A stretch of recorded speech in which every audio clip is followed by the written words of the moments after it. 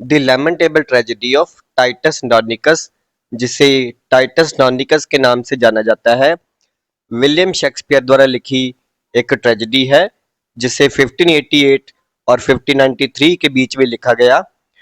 यह शेक्सपियर की first tragedy मानी जाती है और इसे उस टाइम के जो कंटेम्प्रेरी राइटर्स हैं उनके जो ब्लडी वायलेंस वाले नाटक हैं उनकी नकल करने का प्रयास माना जाता है।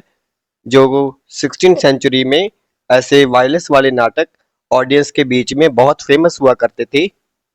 चलिए कहानी को स्टार्ट करते हैं। रोमन सम्राट की डेथ हो चुकी है और उसके दो बेटे हैं, सैटर्निनस और बेसियानस। वे इस बात पर झगड़ने लगते हैं कि अभी उत्तराधिकारी कौन होगा, अगला राजा कौन बनेगा। उनका ये विवाद हिंसा में, वायलेंस में बदलने वाला होता है कि तभी एक ट्रिब्यून मार्कस एंड्रोनिकस, ट्रिब्यून उस टाइम रोम में किसी नेता या मंत्री को बोलते थे। ट्रिब्यून मार्कस एंड्रोनिकस यह घोषणा करता है कि जनता चाहती है कि अगला सम्राट उसका भाई टाइटस बने। टाइटस अभी अभी गॉथ्स के विरुद्ध युद्ध करके 10 साल तक युद्ध चला और 10 सालों के बाद वे रोम वापस लौटने वाला है। टाइटस का बहुत बड़े लेवल पर वेलकम किया जाता है और वे अपने साथ युद्ध में पकड़े हुए कुछ कैदियों को लाता है, जिसमें गॉथ्स की रानी टेमोरा, उसके 3 बेटे अलार्बस, चिरॉन और डिमिट्रियस थे और साथ में उसका एक सीक्रेट लवर, टेमोरा का एक सीक्रेट लवर एरन भी था। टाइटस अपने युद्ध में मारे गए 21 बेटों की मौत का बदला लेने के लिए टेमोरा के बड़े बेटे अलार्बस का बलिदान देना चाहता है। टेमोरा बहुत रिक्वेस्ट करती है बट टाइटस अलार्बस का बलिदान दे देता है। शोक और क्रोध में डूबी हुई टेमोरा अपने दोनों जीवित बेटों के साथ टाइटस और उसके परिवार से बदला लेने की कसम खाती है। इसी बीच टाइटस अगला सम्राट बनने के लिए मना कर देता है। वो कहता है कि अभी वो शासन करने के लिए योग्य नहीं है और इसकी बजाय वो कहता है कि सैटर्निनस को अगला राजा बनाया जाए और सैटर्निनस को अगला राजा बना दिया जाता है, अगला सम्राट बना दिया जाता है। इसी बीच टाइटस अगला सम्राट बनने के लिए मना कर देता है। वह कहता है कि वह शासन के योग्य नहीं है और वह चाहता है कि सैटर्निनस को अगला सम्राट बनाया जाए और सैटर्निनस को अगला सम्राट घोषित कर दिया जाता है। अभी सैटर्निनस ये चाहता है कि वे टाइटस की जो बेटी है लाविनिया, एक ही बेटी है लाविनिया, वो उससे शादी करना चाहता है। टाइटस मान जाता है लेकिन लाविनिया पहले से ही सैटर्निनस के भाई बेसियानस से प्यार करती है और वह भी उसे छोड़ने से इनकार कर देता है। टाइटस के बेटे उसे समझाते हैं कि रोमन कानून के अनुसार बेसियानस सही है, लेकिन टाइटस उनकी बात नहीं सुनता और कहता है कि वे सब देशद्रोही हैं। इसी दौरान झगड़ा बढ़ जाता है और टाइटस अपने ही बेटे म्यूटियस की हत्या कर देता है। इसके बाद सैटर्निनस बहुत गुस्सा हो जाता है। वह एंड्रोनिकस परिवार की इंसल्ट करता है और कहता है कि अभी वो टेमोरा से मैरिज करेगा, टेमोरा से विवाह करेगा। टेमोरा भी बदला लेना चाहती है और उसे एक मौका मिल जाता है। वह सैटर्निनस को यह सजेस्ट करती है, यह सलाह देती है कि वह बेसियानस और एंड्रोनिकस परिवार को माफ कर दे और सैटर्निनस ना चाहते हुए भी ये मान लेता है। फिर एक दिन एरन, डिमेट्रियस और चिरॉन शिकार पर जाते हैं और एरन डिमेट्रियस और चिरॉन को उकसाता है कि वे बेसियानस की हत्या कर दे और लाविनिया का रेप कर दे। वे ऐसा ही करते हैं। बेसियानस की लाश को वह एक गड्ढे में फेंक देते हैं और लाविनिया को जंगल में खींच कर ले जाते हैं और उसका बहुत ही बेरहमी से रेप करते हैं। लाविनिया किसी को कुछ ना बता पाए इसलिए वो उसकी जीभ काट देते हैं और दोनों हाथ भी काट देते हैं।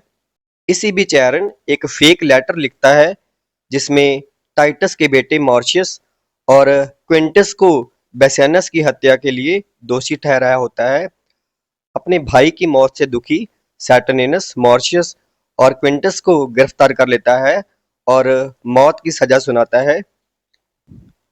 कुछ समय बाद मार्कस को लाविनिया बहुत ही बुरी हालत में मिलती है और वह उसे उसके पिता के पास ले जाता है। लाविनिया को देखकर टाइटस गहरे शोक में डूब जाता है। इसी बीच एरन टाइटस से मिलता है और झूठ बोलता है कि यदि टाइटस, मार्कस या ल्यूशियस इनमें से कोई एक अपनी एक बाजू काटकर सैटर्निनस को भेज देगा तो सैटर्निनस मॉर्शियस और क्विंटस को बख्श देगा। हालांकि मार्कस और ल्यूशियस तैयार होते हैं, लेकिन अंत में टाइटस अपनी बाजू काट देता है और भेज देता है।